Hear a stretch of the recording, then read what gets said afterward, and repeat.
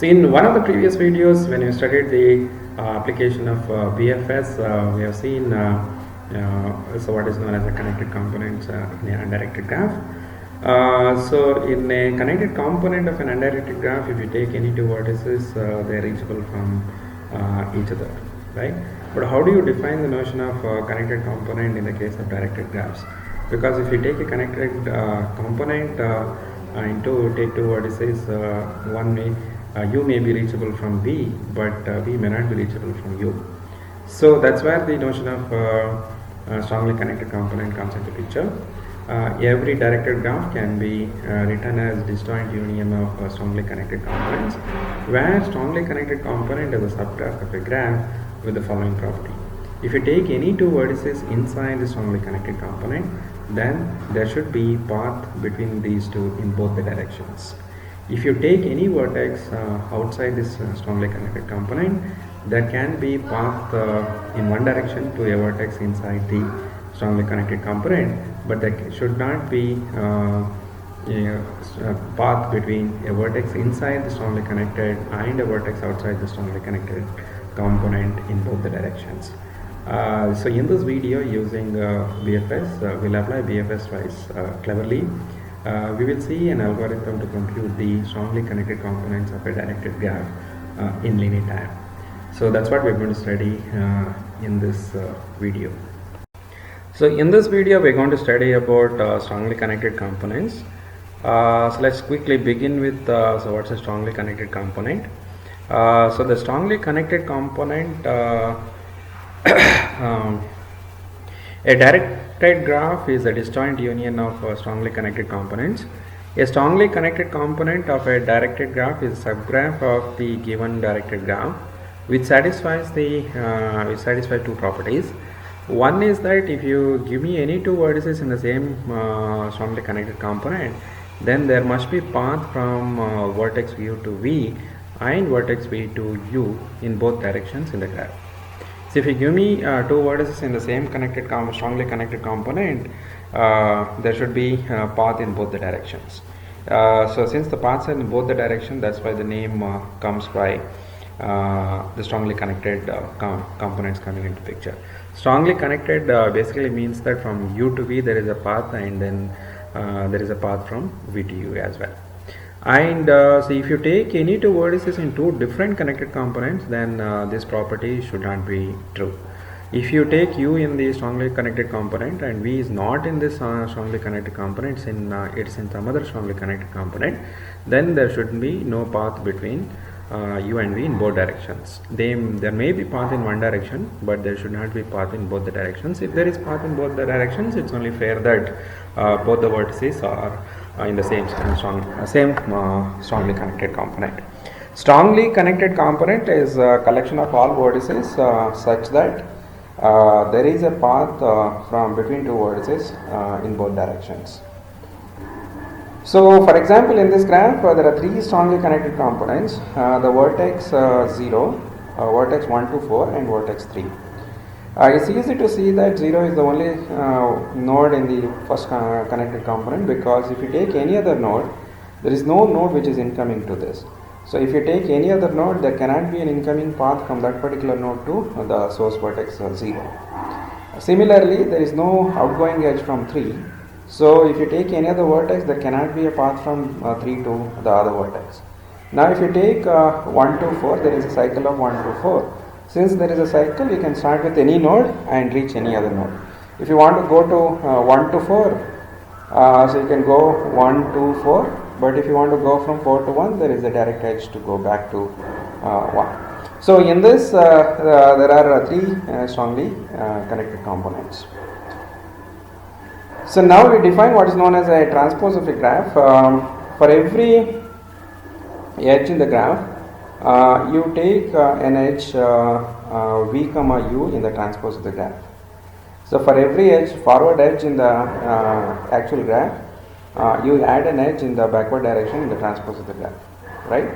So I repeat, for every edge of the type u comma v in the graph G, add an edge v comma u in the G transpose.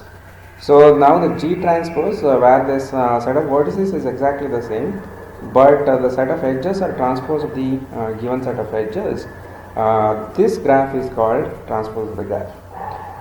So now the if I give you adjacency list of the given graph, can we find the adjacency list of the transpose of the graph? It's easy to find. So an edge UV will be there. So if you look at the edge list of U, V will be an element. You traverse through the edge list of U. When you come across V, you go to the edge list of V and add the vertex U into the list there. I repeat, to the edge list of when you find V in the edge list of U in the actual graph, go to the edge list of V in the transpose of the graph and add U there. So you have to consider every edge exactly once and then reverse the edge and construct the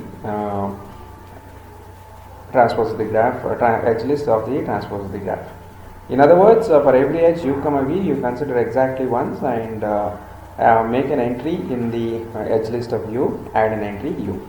So this takes order m plus m time.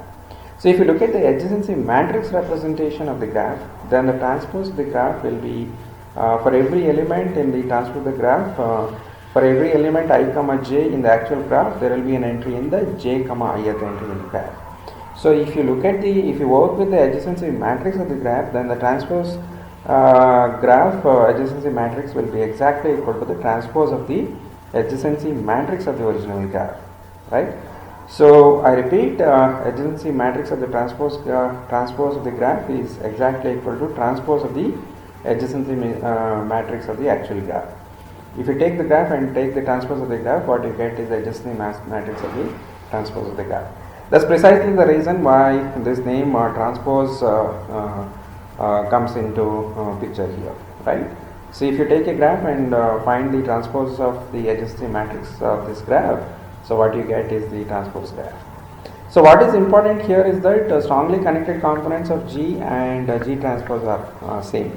If you want to find the strongly connected components of G, and if you happen to know the strongly connected components of G dash, G transpose both are same. This is because so if you have a path in G from U to V, then there will be a path from V to U in the transpose of the graph, because every edge is in the reverse direction. So every forward path from U to V in G, there will be a path in the backward direction from V back to U in the graph. So if you find the strongly connected component of G, it will also be strongly connected component of G transpose and vice versa. So we will apply DFS on the, we will begin trying to compute the strongly connected components of a given directed graph. We will first apply DFS on the given graph, and when you apply DFS on the given graph, at the end of this algorithm, what we need is the list of all the vertices in the decreasing order of the finish time. That is given by the array L. So once you have the nodes in the decreasing order of the finish times, then we will apply DFS on the transpose of the graph and report the strongly connected components. What exactly mean by that? Let's look at the algorithm. So we found we applied the DFS on the actual graph and found all the L values, which is the if you go from left to right in the L value, so the finish time of the vertices will be a decreasing sequence. So now we will take the transpose of the graph and we want to apply DFS on the transpose of the graph. So we initialize our Boolean vector to false. This is the initialization. After that, there is a strongly connected component. This will keep track of how many number of connected components have we found. Strongly connected components have we found. So we start with the highest finish time vertex, increase the strongly connected components, and the DFS we are going to call it on the transpose of the graph with the highest finish time vertex as the starting position.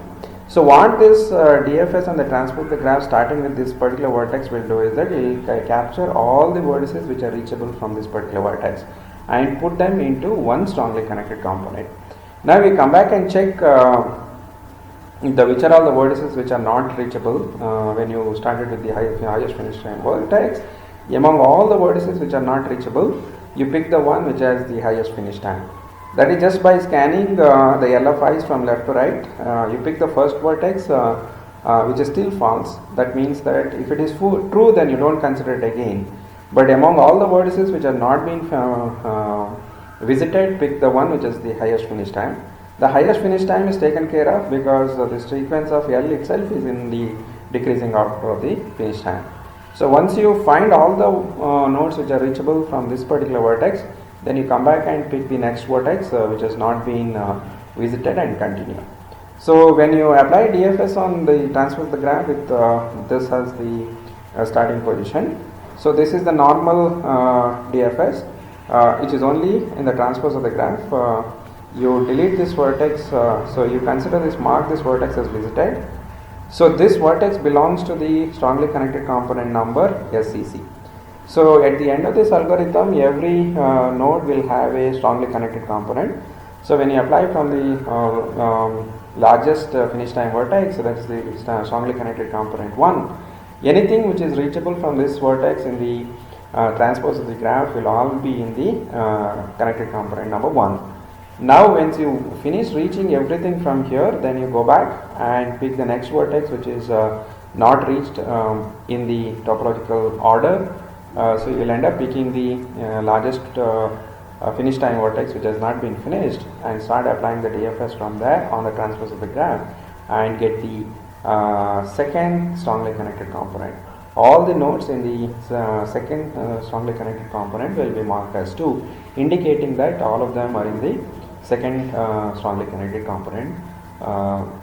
They all belong to the second strongly connected component, and this process continues till all the vertices get some number. All the vertices belong to some strongly connected component. So once you visit this node, so we want to visit everything which is reachable from here. So you just go back to the adjacent vertex, in the G transpose. So U comma V is a edge in the transpose of the graph. This BFS, the first time when I applied DFS, it was on the actual graph. Now I am applying DFS on the transpose of the graph. So if this vertex has not been visited earlier, then you visit this vertex. Basically when you visit this vertex, all these vertices will be in the same connected component. Now once you finish visiting everything here, you come back and increase the strongly connected component and look at the next vertex which has not been visited and start calling the DFS on the transpose of the graph from here on. So the summary is that you first apply DFS on the actual graph to find the list of vertices in the decreasing order of the finish time. This takes order n plus n. Then you find the transpose of the graph by inverting the edges, directions of the edges. This can be done in again order n plus n. After that, we consider the edges, vertices in the decreasing order of the finish times and apply DFS on the transpose of the graph and report the strongly connected components. As when you apply this algorithm on the example graph that we have, this is the graph that we had. When you apply the DFS on this graph, the vertices in the decreasing order of the finish times is this. Now we have to find the transpose of this graph. In the transpose of the graph, every edge will be in the reverse direction. So we computed the graph in this is the transpose of the graph. This is the vertices in the decreasing order of the finish time. So I start with the first vertex, apply DFS on the transpose of the graph. When I apply DFS on the transpose of the graph starting with 0, there is no adjacent vertex to this, there is no outgoing edge from here. So the DFS algorithm terminates and this vertex 0 is reported as strongly connected component number 1. Now I start applying DFS from 1. So when I apply DFS from 1 on the transpose of the graph, I collect 1, 4, 2 and 1. There is an edge from 1 to 0, but 0 is already been visited. We will not consider this. When you come to 2, there is also an edge from 0 to 2 to 0, but the 0 is already marked true. So when this 0, so when you call from 1, you go to 4, from 4 you go to 2, from 2 you go to 1. From 1 you will try to go to 0, but the endpoint of the edge 1 comma 0 is already visited, so you don't do anything. Similarly, when you come back, when you consider edge 2 comma 0, 0 is already visited, so you don't do anything. So all the nodes 1, 2 and 4 gets belong to the second strongly connected component. Now so 2 is already visited, 4 is already visited. When I called DFS from 1, 2 and 4 are marked as true. Now 3 is marked as false, so I start with 3. There are 2 outgoing edges from here. Both the endpoints have been already marked, so I do nothing. So the third connected component will have only the third vertex. So I applied BFS on the actual graph, found the list of vertices in the decreasing order of the finish time. Then you start with the highest finish time vertex, collect all the vertices which are reachable from this by applying the DFS algorithm on the transpose of the graph, mark that as the first strongly connected component. Then you traverse through the list, pick the next vertex which has not been visited. That means that you are going to pick a vertex of maximum finish time vertex which has not been visited so far.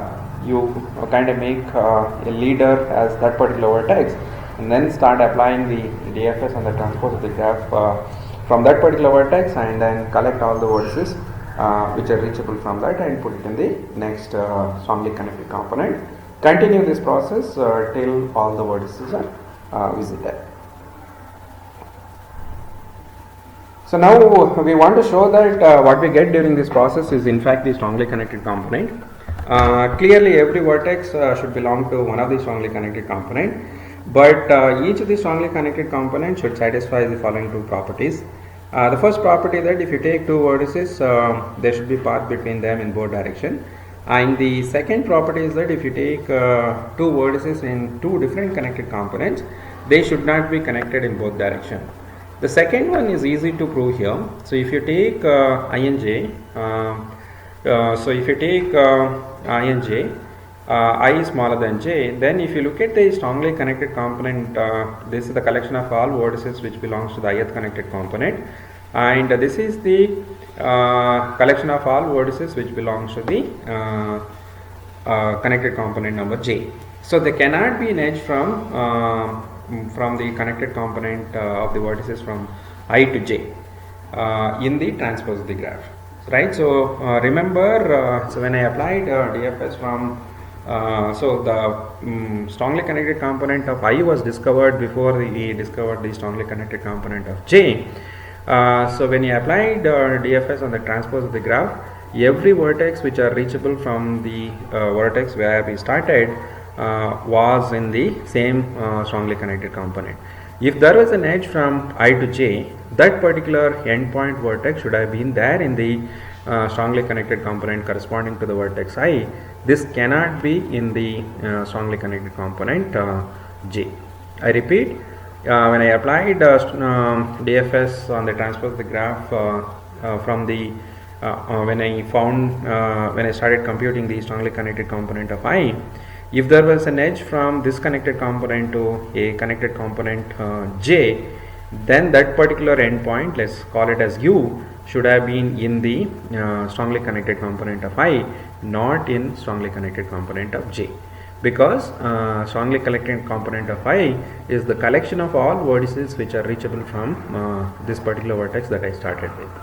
So the second part is easy to prove. So now we'll focus on the proof of the first part. So we'll take one connected component. Let's say that this is the connected component that I have. Let u and w be two nodes in the strongly connected component. Now I want to show, our objective is to show that in this strongly connected component there is a path from u to w, as well as there is a path from w to v. That means that if I take any two arbitrary nodes, there is a path between them in both directions in the actual graph. Let v be the vertex from which I started applying the DFS and the transpose of the graph and got this strongly connected component. So in other words, among all the nodes which are there in this strongly connected component, V has the highest finish time. So because when I start computing the strongly connected component, I start with a vertex which has not been visited and pick the vertex which has the highest finish time and apply DFS on the transpose of the graph. So I started applying, this is a kind of a leader where from DFS in the transpose of the graph, whichever vertex you start with, let's call that as the leader, right? That's the one which has the highest finish time. So I started applying DFS from V. I got all the vertices which are reachable from V in the transpose of the graph. That is the collection which makes this strongly connected component. So since V is the vertex with highest finish time among all the nodes in this strongly connected component, the finish time of V should be greater than finish time of U, and finish time of V should be greater than finish time of U. So now let's focus on the vertex U. So there is in the transpose of the graph, there is a path from V to U in the G transpose. Because I started applying DFS from V, I got U in the, that's why this U is in this strongly connected component. So in the transpose of the graph, there is a path from V to U in the graph. So if there is a path from V to U in the actual graph, in the transpose of the graph, then in the actual graph, there must be a path in the opposite direction. So there must be a path from U to V in the opposite direction, and we know that the finish time of V is greater than the finish time of U, right? Recall the theorem. If there is a path from U to V in the graph and the finish time of V is greater than finish time of U, then there is a path from V to U in the graph in the opposite direction. So what this says that since there is a path from V to U in the transpose of the graph, what this actually indicates is that there is a path from U to V in the graph, and there is also a path from U to V as well as V to U in the graph. So in other words, the vertex V and U are connected in both directions. Exactly the same proof works for the vertex W. There is a path from V to W in the transpose of the graph. So there must be a path from W to G in the actual graph. There is a path from W to V in the actual graph, but the finish time of V is greater than the finish time of U, implies that there is a path from V to W in the actual graph, right? So W and V are also connected in both directions, right? So now it's easy to see the proof. If I want to go from U to W, so what I do is that I go from U to V and then take the path from V to U. So there is a path from U to V. There is also a path from U to W. So I can take the path from starting with U, reach V. From V, I can take the path and reach W. So there is a path from U to W. Similarly, we can show that there is a path from W to U. It's easy to see. You start with W, you go to V. From V, you go to U. Right. So this proves that. If you take any two arbitrary vertices in the same connected component, strongly connected component, there is a path between them in both directions. So what we did in summary is that we applied DFS on the actual graph, listed the vertices in the decreasing order of the finish times. Then we considered these vertices in the decreasing order of the finish times. Then we considered the transpose of the graph. I applied transpose of the graph and then collected the strongly connected component. Then we proved that if you take two strongly connected component, they cannot be path in both directions and between the vertices of the strongly connected components. But if you take two vertices in the same strongly connected component, so we showed that there will be path in both directions between every pair of nodes. This proves that what we actually compute is strongly connected components of the graph, and this entire algorithm works in linear time. So in the last few videos, we have seen what is the DFS algorithm, both iterative and the recursive algorithms. Then we studied some properties of the finish times on the graph. Then we studied what is known as the topological sort on a DAG. Then we have seen how to find the shortest path and longest path from source vertex to every other vertex in a DAG in linear time. Then given a directed graph, we have seen a linear time algorithm again using DFS, how to find the strongly connected components of the graph. There are several more applications of DFS, but we don't have time to look at other applications. We will stop with these applications and probably depending on the time, we'll come back to other applications and other topics in the next set of videos. Goodbye for now. Have a nice day.